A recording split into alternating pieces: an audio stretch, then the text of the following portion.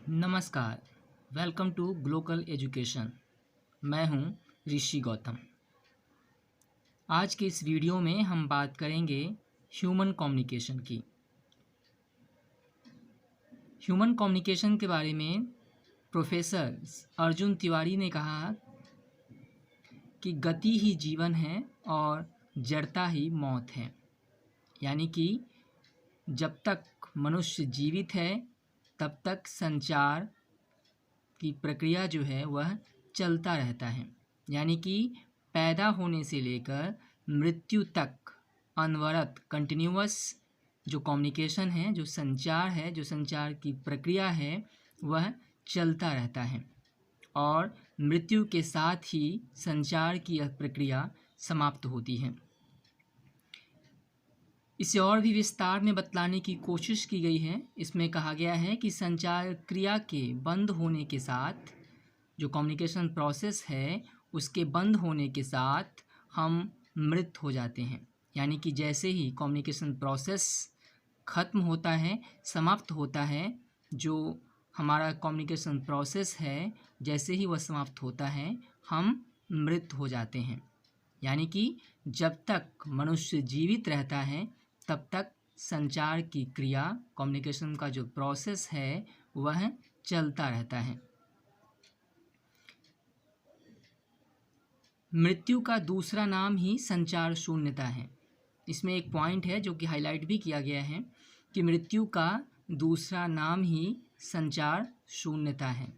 जो कि मैंने इससे पहले कहा, वही बात यहाँ भी बतलाने की कोशिश की गई है कि जो कम्युनिकेशन है, जो ह्यूमन कम्युनिकेशन है, जो मनुष्य के बीच, मानव जाति के बीच जो कम्युनिकेशन है, जो कम्युनिकेशन का प्रोसेस है वह जीवन से जीवित, जब तक जीवित हैं तब तक, यानी कि जन्म से लेकर मृत्यु होने के पहले तक यह जो कम्युनिकेशन है वह चलता रहता है।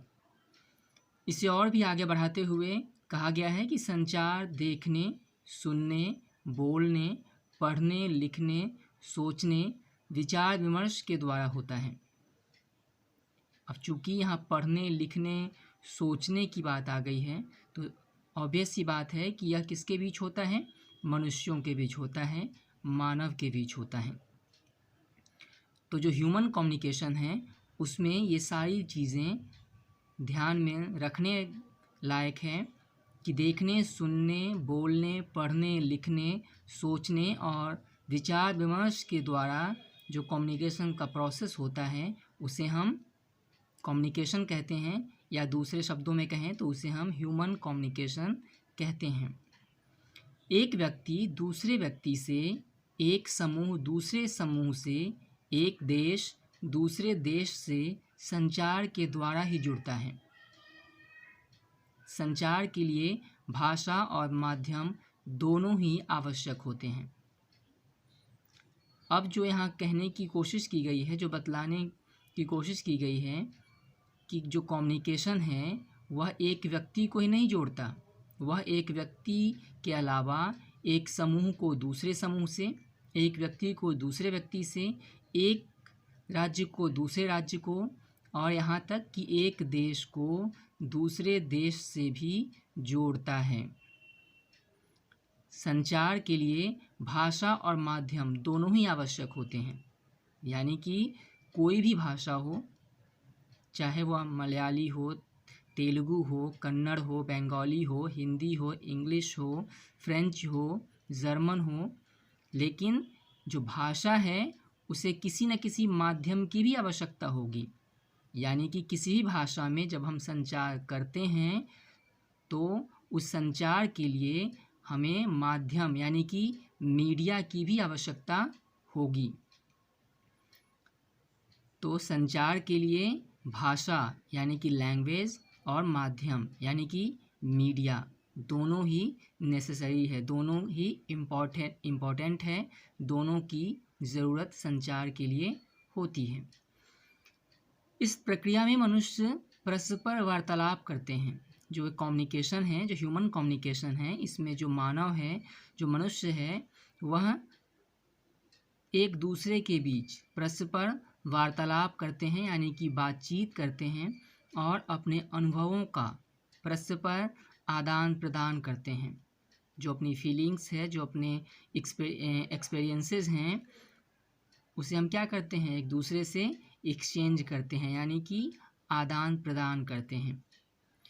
और इसके अभाव में मनुष्य का विकास संभव ही नहीं है। यानी कि जो कम्युनिकेशन है, अगर वह रुक जाए, जो मानव जातियों के बीच जो संचार की प्रक्रिया होती है, अगर वह अवरुद्ध हो जाए, अगर कोई व्यक्ति किसी से मिलना जुलना बंद कर दे, समाज में एक दूसरे से अपनी फीलिंग्स को शेयर करना बंद कर दे, तो क्या होगा, उस व्यक्ति का विकास रुक जाएगा, उस व्यक्ति का विकास अवरुद्ध हो जाएगा।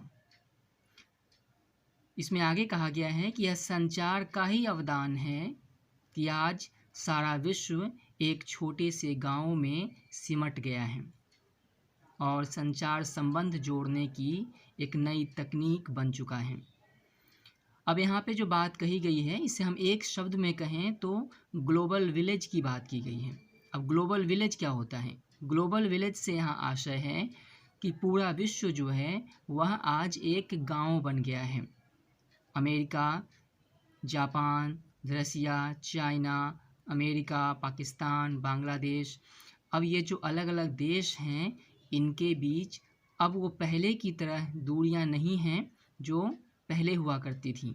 आज ये सभी सिमट गए हैं और ये जो बदलाव आया है, ये जो एक दूसरे से जुड़ चुके हैं, बहुत हद तक जुड़ चुके हैं। यह कैसे हो पाया है? यानी कि एक गांव के रूप में जो इनका जुड़ाव हो गया है, वह किस तरह से हो पाया है? वह हुआ है संचार माध्यमों की वजह से। अगर संचार माध्यम नहीं होते तो आज भी ये जो अलग अलग देश हैं, ये सिर्फ और सिर्फ एक नक्शे पे देखने की चीज़ होती या फिर जानने समझने की चीज़ होती। लेकिन अब संचार माध्यमों की वजह से आज ये एक दूसरे में इस तरह से घुल मिल गए हैं, इस तरह से एक दूसरे में समाहित हो गए हैं कि पूरा का पूरा जो विश्व है वो एक ग्लोबल विलेज बन गया है। यानी कि वैश्विक ग्राम के रूप में वह जुड़ चुका है, जिसे हम इंग्लिश में कहते हैं ग्लोबल विलेज। ग्लोबल विलेज यानी कि वैश्विक ग्राम। तो ये सब कुछ जो हुआ है, यह किसकी वजह से हुआ है? ये हुआ है पत्र पत्रिकाओं, radio, television, cinema, telephone, computer, internet, social media etcetera, जो भी ये चीज़ें हैं, इन्हीं की वजह से जो पूरा का पूरा विश्व है वह एक दूसरे से जुड़ चुका है, एक दूसरे में समाहित हो गया है। आज किसी भी देश का कल्चर, किसी भी देश की भाषा, किसी भी देश का रहन सहन, किसी भी प्रदेश की बोली संस्कृति से हम अनजान नहीं हैं। चाहे कोई भी देश हो, कोई भी गांव हो, कोई भी शहर हो, कोई भी राज्य हो, उसकी जो विशेषताएं हैं, जो उसकी भाषा है, जो उसका सामाजिक ताना बाना है, जो उसकी संस्कृति है, वह पूरे विश्व में एक दूसरे तक पहुंच चुका है। लोग एक दूसरे से अवगत हो चुके हैं और ये सब कुछ हुआ है किसकी वजह से? यह हुआ है संचार माध्यमों की वजह से। अगर ये संचार माध्यम ना होते तो क्या होता? आज भी पहले की तरह एक शहर से दूसरे शहर जाना, एक शहर से दूसरे शहर के बारे में जानना, एक राज्य से दूसरे राज्य के बारे में जानना, एक देश से दूसरे देश के बारे में जानना सिर्फ कल्पनाओं में या फिर सुनी सुनाई बातों में ही रह जाती। लेकिन जो संचार माध्यम है, जो कम्युनिकेशन के जो मीडिया है, अलग अलग मीडिया, अलग अलग प्लेटफॉर्म्स हैं, उसकी वजह से पूरा का पूरा विश्व एक दूसरे में समाहित हो चुका है, एक दूसरे के साथ घुल मिल गया है। यही वजह है कि हमारे देश की संस्कृति, हमारे देश का खाना पीना, हमारे देश का रहन सहन दूसरे देश के लोग अपना रहे हैं और दूसरे देश के लोगों की संस्कृति, कल्चर, उसके जो रहन सहन है, जो खाना पीना है, उसे हम भारत के लोग बखूबी अपना रहे हैं। इन सब में किसका योगदान रहा? सबसे ज़्यादा योगदान रहा टेलीविज़न, इंटरनेट या फिर कहें कि कंप्यूटर का, फिल्मों का, रेडियो का, प्रिंट मीडिया का, क्योंकि यही वो माध्यम हैं, यही वो मीडियम हैं संचार के, जिनके द्वारा जो कम्युनिकेशन है वह एक देश से दूसरे देश, एक व्यक्ति से दूसरे व्यक्ति, एक शहर से दूसरे शहर तक पहुंचता है। तो आज के इस वीडियो में इतना ही। हम नेक्स्ट वीडियो में इससे आगे बात करेंगे।